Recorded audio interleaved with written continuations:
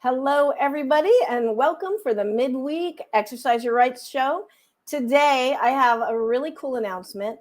The Science Fiction and Fantasy Poetry Association has created a new award for service. So I think this is like the first day, or we're within the 24 hours of this information. So breaking news. I've always wanted to say that.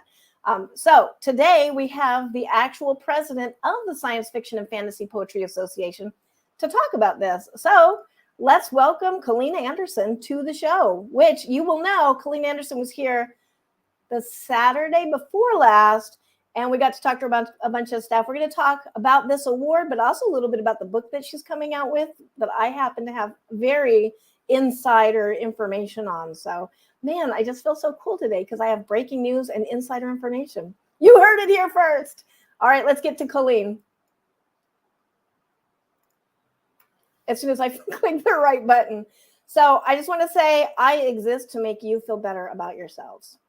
Launch sequence activated. This is not a drill.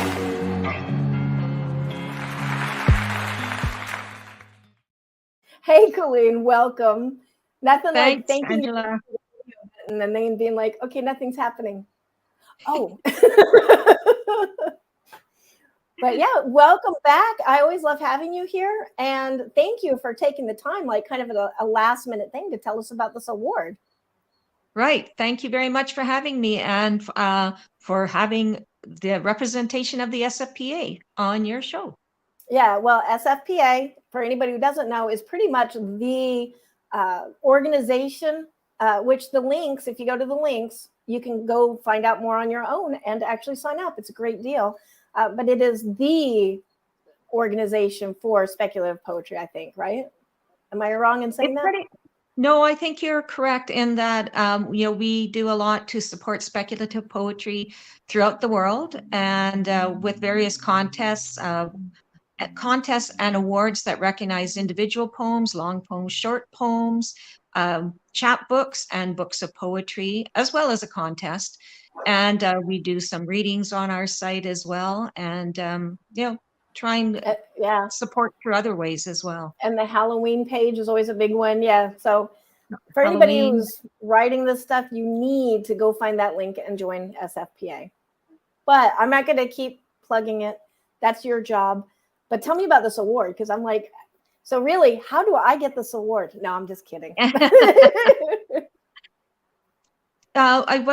This award is about service, and we have awards that recognize the quality of people's work in writing, but no organization can exist without volunteers, where we're nonprofit organizations. And my recent president's message that goes out in our publication Starline, I talked about community and how community is how people work together, and that we can't do what we do unless we volunteer. And of course, our executive is our volunteers, but we have so many other people who volunteer as well. They volunteer doing membership, doing conventions, organizing panels, talks, just all sorts of things. And so I wanted to both encourage volunteerism, but also recognize it. And it's something that we've had the informal thank yous. We haven't had anything that was specific before. So the executive, we worked on doing this. And I'd like later on to have a different volunteer award that recognizes work within a year. But this is for work that is to the SFPA over, a number of years. It wouldn't just be that, you helped out for a year, but also for furthering the knowledge, acceptance, and appreciation of speculative poetry. So our first recipient for the inaugural award is Deborah Kaloji, who is just amazing. She actually created the position of SFPA vice president. She created the Dwarf Stars Award, which is given for poetry that's under 10 lines. And she's a haiku, sci-fi coup. She writes short form poetry a lot. She's edited magazines. She sits on boards. She served the SFPA that way. So she continues to support poetry, champion speculative poetry, Right now, we're open for our Dwarf Stars Award, so anybody can submit short form poetry for that award. You don't have to be an SFPA member to do so. And Deborah will comb through publications every year and submit poems that she likes for consideration in the award. So she's an exemplar of somebody who always gives to the organization and to speculative genre. So, I believe very strongly that when we're part of a community, we give back to that community. And that's why I'm on the board. It's not because I had nothing to do with my time. It's because I want to give back and hopefully make things better. And Deborah kind of has excelled at that and continues. She's not serving on the board anymore, but she continues to give to the SFPA and put in so many years in helping to structure the organization as it was growing.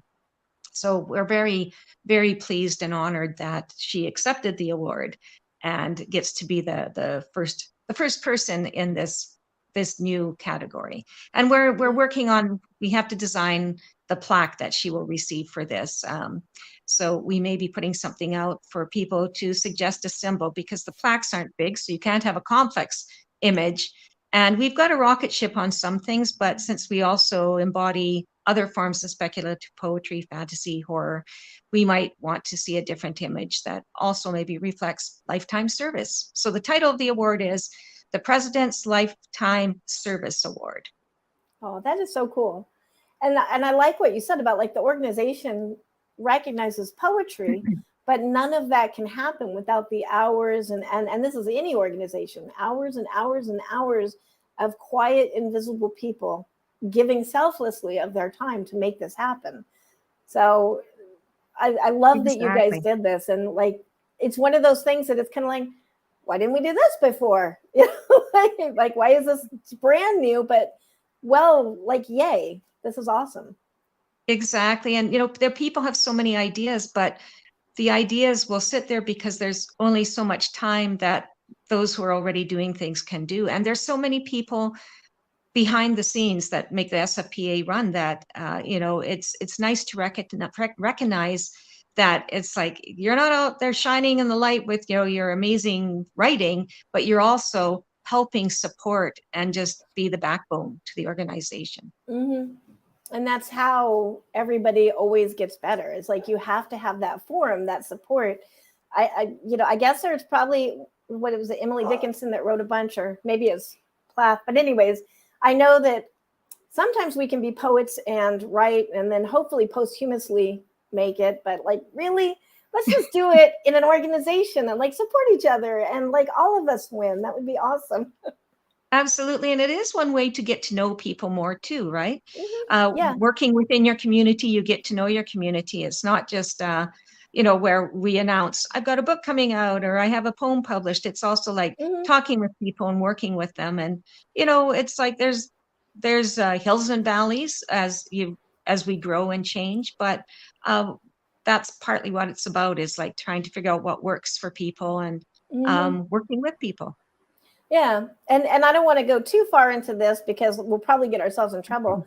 But like, as mental health, I feel like a lot of times we come to poetry because we need a therapeutic release. There's something inside of us that we need to release.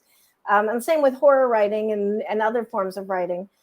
But when we are in a community, I read your poem and you're like, oh, you also had a bad day. You see me, you understand. And here's my bad day. And we have dogs. Like, so dogs are great for shows. But and therapy too. Yeah, dogs are very much therapy. That's why I put up with them. But so that's kind of one of the unspoken benefits, I think, of being in an organization like this, is that it's not therapy, because I don't want to get in trouble for saying that, but it is therapeutic for us all to be sharing together, but also supporting, because that was, for me, that was the big thing of why I started becoming active in organizations like this, was because it was like, I wrote my poem and it was probably terrible and everything, but it was accepted with love and acceptance, but also like, oh, that was terrible, here's how you can make it better, kind of thing. So it makes us better. It's like a release and a support, but also honing those skills so we can climb somewhere else from where we are. Exactly. And that, and that is the thing, is that it is therapeutic. I can speak from experience myself, but it is like when you read other people's poems, you get other perspectives and other ways of thinking of something, going like, oh, it's fascinating, it's interesting, it's heartbreaking, it's warming. Like there are so many things, but it is a way to just kind of combine and meet and understand each other. And humans, we're social animals. We relate to we relate to each other and animals like dogs, because we want that connection as well. Yeah, yeah. Well, awesome. I cannot say enough good things, just about the organization in general. I know you personally, but I also know you as a president, and I cannot say enough good things about you and the things that you're doing in the SFPA. So, I mean, just applause. Yay, yay, yay, yay, yay, all around. Like, I just cannot. I mean, everybody go find the links, go join SFPA. It's $15 off memory. So don't like hold me to this, but I think it's $15 to do an online membership, isn't it? And you get all the publications in PDF. You get to put in for poetry, like suggest poems that should be an Elgin or a Riesling. You get to read other people's. You get to be a part of this organization. And now, at some point, if you contribute your time and talents, you might get an award from the president. well, it's called the President's Lifetime Service Award. It really is from the SFPA, but it is to show that recognition. And yes, for $15, you can get a PDF membership. You get a PDF of Starline. You'll have to look it up on site, because it's not all the publications. Some publications aren't done in PDF. But you get you get to nominate for all the awards, and you get to vote for all the awards. And with that, there's always the access to reading the materials for the awards, where we have a private members area so that the members can post their works for people to read. So you get to enjoy a lot of reading as well. That's awesome. Well, the link is in the description. But speaking of reading, I want to switch gears a little bit and talk about a certain book that's coming up about inscrutable dreams. Yes. Your book. I was a very awkward segue, but So yes. I will just be upfront. I'm publishing this through Eureka Publishing, so it's not like a surprise to me, but I do have questions like the different sections and what was the inspiration between writing these, because you have Oz, but I'm going to let you tell it because you know it better. Okay. So the Lore of Inscrutable Dreams, which has an amazing, lovely, fun cover by Melissa Mary Duncan, who's an amazing artist. And because she knows me, she didn't charge me like $1,000 to do this. So it's great. There's 3 sections. So there's Oz, which I went to Kansas one year for the CSSF, which I can't remember what the Center for the Study of Speculative Fiction, for a week-long workshop. And of course, it was like, we're going to Kansas. So I even found silver shoes. I couldn't find red shoes, but silver shoes were the original color of Dorothy's shoes before colorization. Mm-hmm. So they colored them red to make them stand out more. But so anyways, while I was there, I actually started to think about writing a few Oz poems. So I kind of worked on those over the years, and actually really only finished the one about the flying monkeys last year. So it's a small little group. I mean, I probably could have written a lot more, could have gone into the munchkins and the quadlings and all that. But I felt like I covered what I wanted to. Mm. And then the tarot poems are some of my older poems, though some of those have been written in more recent years or rewritten. And there's whatever it is, 2021 poems that cover the major arcana. So it's, there'll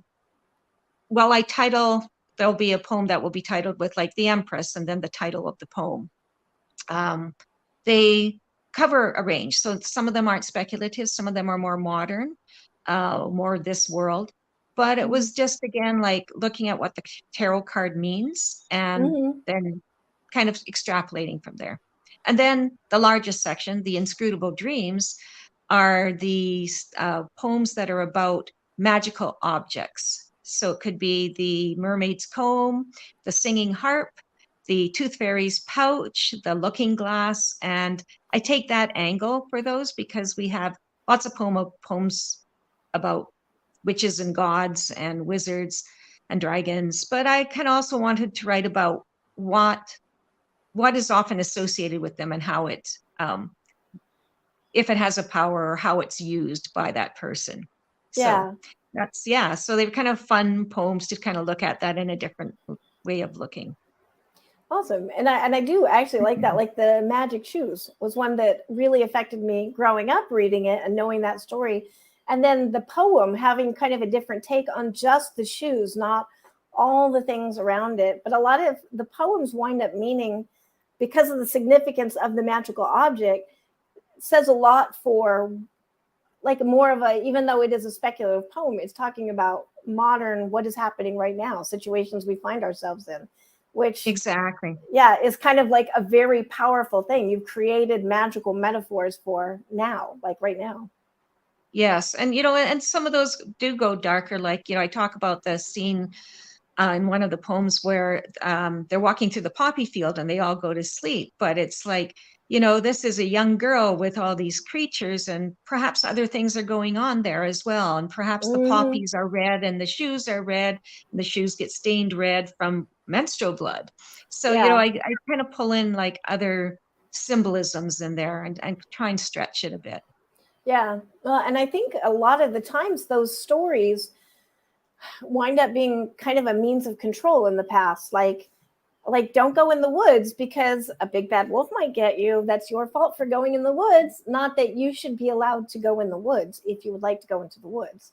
But a lot of those old tales victimize or justified the victimization of specifically women, because it Exactly. does seem to be usually a woman wearing those dancing shoes or that comb or that, or being given to a beast like Beauty and the Beast, yeah. or being having to kiss a frog, or things like that. And yeah, it is always like women doing that, and so that is part of it, is like claiming some of that back as opposed to them just being tools and victims, giving a bit of their own rights and ways, and like their own voice in that sense as well. Yeah, and that's like one of them. You look at things in a different way, like the Medusa and Rapunzel and Medusa. Thank you. Yeah. What like, because yes, hair is the symbol in both of them, and I love the way you merge both of those together and like kind of create this alternative relationship basically for them, which is like also one of my favorites. I can pretty much any of the poems in here, I'm going to be like, oh, and that's one of my favorites. Because like they're all my favorites. All of them are really well done and have such insight. Yeah, and they were two women who were both isolated in different ways because of their hair in different ways. Medusa was made a monster because Zeus, who basically went around raping people, did it in Athena's temple. Yeah. So it's like, and then the goddess punishes the woman because she can't punish the god, so she just takes out her anger on somebody else. And that was like a lot of gods, especially the Greek gods. They were going around doing it to everyone. So. Yeah, but it's always the woman's fault. Yeah, it's always the woman's fault. You shouldn't have worn that low-cut robe. That's right. Yeah, she gets punished because, well, he took her because he was a god, and how could she resist? But it's her fault. So kind of sounds like a lot of what's gone on in our world even today. It's like, oh yeah, she dressed like she wanted it, so therefore it was okay.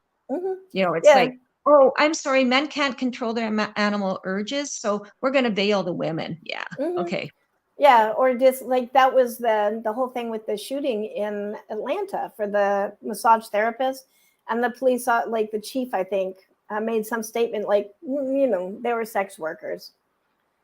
Yeah. Oh, so it's okay. And then like even assuming because you work at massage, you're Asian doing massage, you must be a sex worker, because we all know about this $5 happy ending. It's like, and it's like they have no rights because of that. Like it's just like they should just be used in every way. Yeah, So but yeah. even is that even true? Like that's what I mean. Like he was assuming this because that's his like weird cultural veil or whatever. But that's what I love is you're kind of breaking through those veils and shining light on these situations that are fictional, maybe. I don't know. We weren't there back at this time when these were being written, but just kind of bringing a greater truth to them. Well, and it's true too that fairy tales are often very two-dimensional. They're, the characters are very flat. There might be a moral in there, but it's also kind of like digging in and figuring out, what was going on in the Mm-hmm. day-to-day of a god's life or a mermaid's life, or, things like that. And I Yeah, have a thing for mermaids. I've written a few mermaid poems. I can't help myself. it's okay. I But try to stay away from vampires, but they just keep coming back. they do. They have that way of staying alive. Yeah. But it's just it is kind of like trying to flesh out these stories that are passed down, and sometimes overly Disneyfied, and everything has a happy ending. And Mm-hmm. Disney, I have to say, Disney's finally gotten better. They would have like strong women, but the women were still being rescued by the man, and they have now managed to actually move beyond that and have done some really excellent animations, I think. Yeah, I agree. I have gotten a lot more, I'll just say less disgusted. but it is kind of, in one way, they've kept these stories alive, even if Yes. they're a very vanilla version of it. I don't Yes. think I would have ever known the true story. No, I actually would have known the true story of Cinderella because I read that as a kid. But it's good that they bring it, and then maybe somebody goes back and finds out the real thing. I mean, Right. Cinderella's one that I feel like the overarching metaphor is like what we'll do for beauty, and Exactly. things Yeah. like. Chop off the toe and dance. And then, but and this is like, I have to say, Angela Carter was an amazing writer, just like the beauty of her words and how she could put stories together. And that she explored a lot of these fairy tales before a lot of us were doing it. Mhm. And like in the Company of Wolves, Little Red Riding Hood, and she puts a whole different twist on that, like what it's really about. It's about a coming of age. It's about a girl hitting her sexual awareness. And, it's like, I recommend to anyone, it's like, if you like fairy tales and retellings that have depth, Angela Carter just was a beautiful, beautiful writer too. Like she just, very amazing stuff. I read some of her, not speculative fiction, and the same, like her way of using words was amazing. So Oh, I am going to check her out. yeah. So awesome. I did put, I know you can barely see it, but up in the corner over you right there is the cover, The Lore of Inscrutable Dreams. But we also did a cover reveal the Saturday before last. So I'll link that in the comments here so anybody can go see it. I'm so excited for this book to come out. Tell me more of the things that we can expect from you. Obviously, this book is coming out, and we have the President's Award, and the Dwarf Stars is happening right now. I think Elgin nominations are open right now. That's true. Mm-hmm. And I want to say, and I'm going to mispronounce it, I was corrected the other day. It's not the Rieslings, it's the Rieslings. The Rieslings Oh. are actually, we changed the format this year because the anthology was getting so large. So we actually have our first sets of juries who are in the process of jurying the collection or the nominations down to the final 50 short poems and 25 long poems that will be then voted on by the membership, and those poems will be in the Riesling anthology. So, Oh, and I nice. don't know if it's the Elgins or the Elgins myself. It's named after Suzette Hayden Elgin. I think it's Elgin. I think that's how her name is pronounced. So she was the one who started the SFPA. So that, Okay. and Riesling was a Heinlein created space poet or something. I don't know. I Okay. read lots of Heinlein, but I don't remember that one. So yes, they Yeah. all have some different, symbolism. But yes, so the Elgin nominations are going on until mid-May for chapbooks and books of poetry. Dwarf Star nominations for poems under 10 lines, And all this can be found on our website, all the information. So for the Dwarf Stars, it's the one where people can nominate who are outside the organization. All the other ones, you have to be a member to nominate. And get lots of stuff to read. That's awesome. Yeah, and I will say that the Elgin or Elgin, because I don't know how to pronounce it either, that's an excellent way to be introduced to the organization, because that's actually how I came into it. Is somebody sent me an email and said that your book has been nominated for an Elgin, and it's like, or Elgin. I was like, what is this? SFPA. And I looked it up, and I'm really happy that I found it, because it's been like I've met amazing people like yourself through this organization and had really great experiences. It's helped my poetry a lot, and it's helped me to define speculative, which is kind of a crazy beast to try to get your finger on. And I'm going to say, as a speculative publisher of Space and Time magazine, how do you get, like you're talking about getting the symbol, because it has to represent horror, science fiction, and fantasy, so like that's a trick. I mean, what would you say is like a perfect symbol? I don't know, and it may not be all three. So like we have a spaceship on our awards right now on the plaques that the winners get. We might end up having, I don't know, a fairy riding a rocket. But it's like, because these are small awards, you're talking like, I don't know, 5 by 8, the symbol has to be clear, and it has to be clear if it's, or whatever it's put on. So it can't be complex. It can't have a lot of extra lines. It needs to be, more just like a very, what am I looking for? Line art style. Yeah.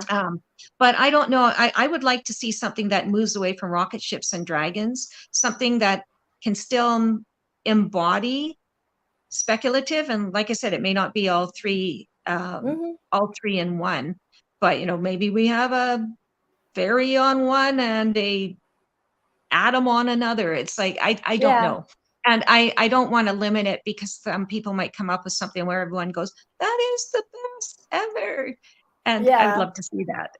But I would like to see us diversify, because we are not just the Science Fiction Poetry Association, which was what the name was originally, but we voted to make it the Science Fiction and Fantasy Poetry Association, because we do embody all types of speculative poetry, long form, short form, prose forms, haiku, sci-fi. So yeah. Yeah, and they blend so much anyways, like horror and science fiction go hand in hand, and fantasy and horror. I mean, everything goes with horror, I will say, as the horror writer. But, so I might be a little bit biased. But, well, we are just about out of time. Tell me everywhere where we can find you specifically. Links are going to be in the description and are in the description. Anything that I've forgotten, we'll add. But tell me, where can we find Colleen Anderson and your work? How can we support you? How can we partake of what you do? It sounds very lean. I know it's, well, you can find me as president, of course, on the SFPA. You can find me in Facebook.